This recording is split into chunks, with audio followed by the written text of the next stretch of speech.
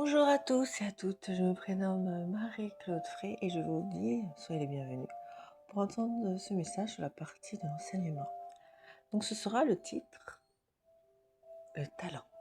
Donc pour commencer, c'est dans Matthieu, dans la Bible, Matthieu 25, du verset 14 jusqu'au verset 29. Donc je lis. Il sera comme un homme qui, partant pour un voyage, appela ses serviteurs et leur remit ses biens. Il donna 5 talents à l'un et 2 à l'autre, et 1 au troisième, à chacun selon sa capacité. Donc on voit bien sa capacité, pas selon nos désirs, mais notre capacité. Et il partit aussitôt. Celui qui avait reçu 5 talents s'en alla, les fit valoir et gagna 5 autres talents. De même, celui qui avait reçu 2 talents en gagna 2 autres. Celui qui en avait un alla faire un creux dans un trou et cacha l'argent de son maître.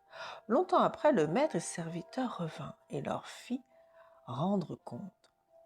Celui qui avait reçu les 5 talents s'approcha et apportant 5 autres talents, et dit, Seigneur, tu m'as remis 5 talents, voici, j'en ai 5 autres.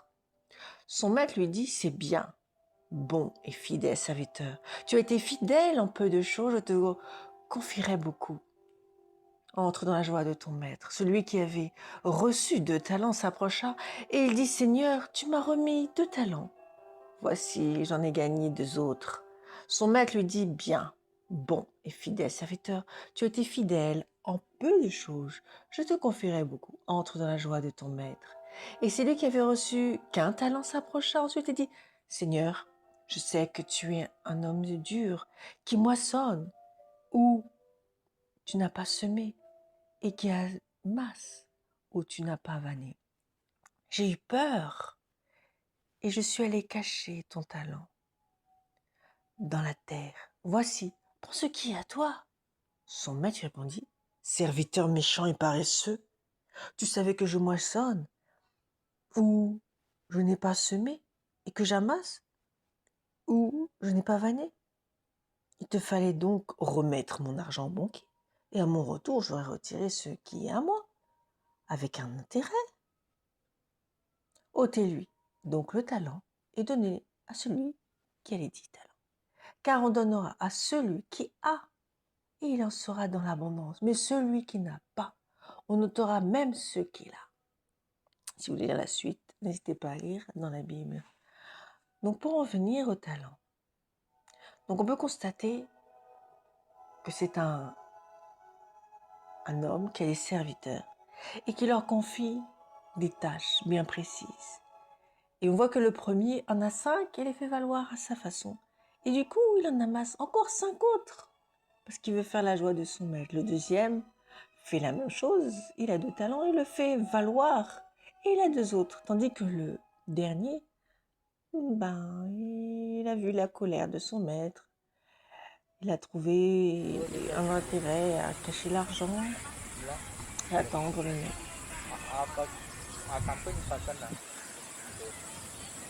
Donc au retour du maître, on voit bien que dit, verset 28, ôtez-lui le talent à celui qui n'en avait qu'un talent et donnez à celui qui en avait 10. Donc on voit bien que dans la vie, nous, en tant qu'êtres humains, nous avons tous un talent. Et selon notre capacité, donc ce n'est pas la peine de jalouser ou d'envier une personne. Si vous avez que la possibilité de faire une chose, mais c'est très bien, au contraire, faites valoir et vous ferez la joie de votre maître. Et les 2 autres ont bien montré leur motivation et leur amour envers leur maître. Et si on veut calquer ce que ça veut dire de nos jours, c'est-à-dire c'est le maître, c'est-à-dire le créateur de toutes choses, qui confie aux êtres humains des talents. Et on peut voir que selon les capacités, il donne des talents et il s'attend à recevoir en retour à ce que les gens soient bénis. Parce qu'en utilisant vos talents, au moins mon talent, une personne est touchée, une personne et transformer une personne, apprécier une personne, peut aller plus loin avec un talent. Et cela permet justement de faire grandir le royaume de Dieu. Mais si on s'arrête à regarder, ah tiens, ah non, il a tellement, non, il faut que j'ai la même chose que lui. Je veux lui prendre tout ce qu'il a. Ah oui, je vais user de différentes sources qui ne sont pas la gloire de Dieu, mais c'est pas grave, je vais essayer de lui prendre. Ça marche pas. Au contraire, tu as ton talent. Occupe-toi de ton talent. Et tu verras, tu vas bénir beaucoup de vies. Parce que grâce à toi et à cause de toi, des vies sont transformées. Mais si tu ne fais pas ta part, la personne qui t'est affiliée à ton don ne pourra même pas être bénie à cause d'un manque d'investigation, un manque de consécration, un manque de passion, un manque de service, un manque de joie, un manque de faire allégeance au Créateur du ciel et de la terre pour qu'il soit glorifié, magnifié. Que Dieu nous aide. Pourquoi j'ai pris ce passage? C'est parce que de nos jours, pour le calquer dans notre situation de cette aube, de cette ère numérique, tout le monde a des talents. Bien sûr, dans la capacité où vous pouvez le faire développer. Ou sinon, vous trouvez des gens auprès de vous qui vous aident à les développer.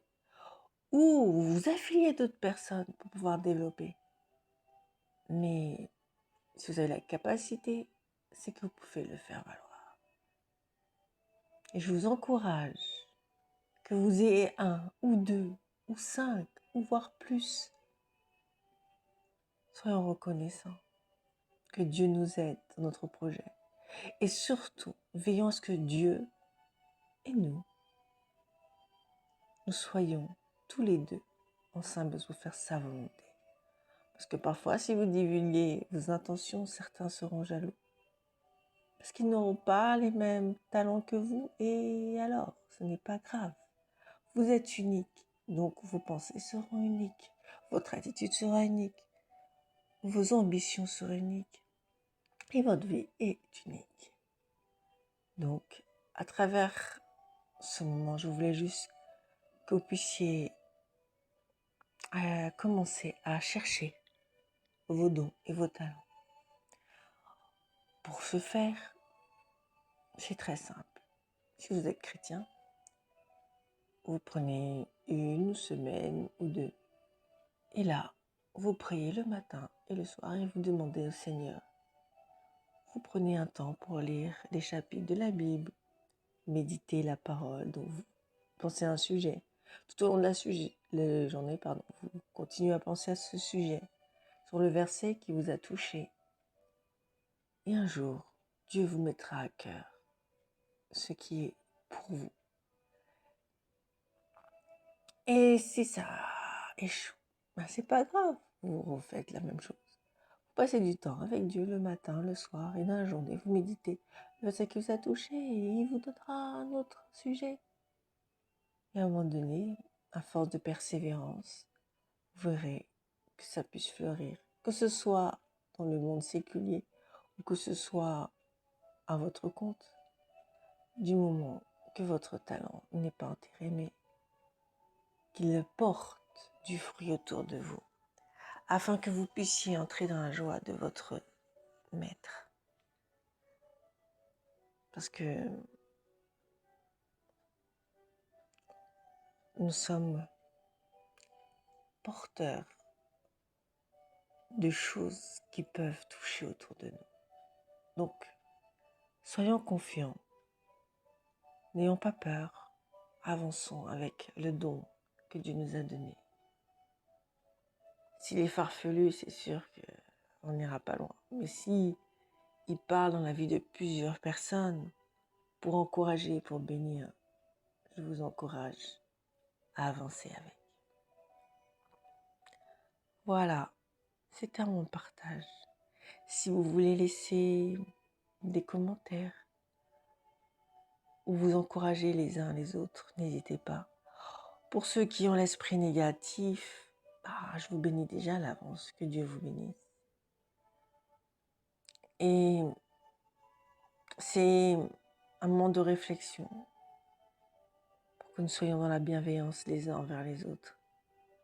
Et je vous souhaite à bientôt pour la prochaine fois. Et bon courage à vous pour faire fructifier vos talents. Et n'hésitez pas, si vous voulez d'autres enseignements, abonnez-vous à ma chaîne et il y en aura d'autres dans les prochains jours. Et si vous voulez me bénir, n'hésitez pas à donner un nom dans Tipeee. Merci à vous et à très bientôt. Au revoir.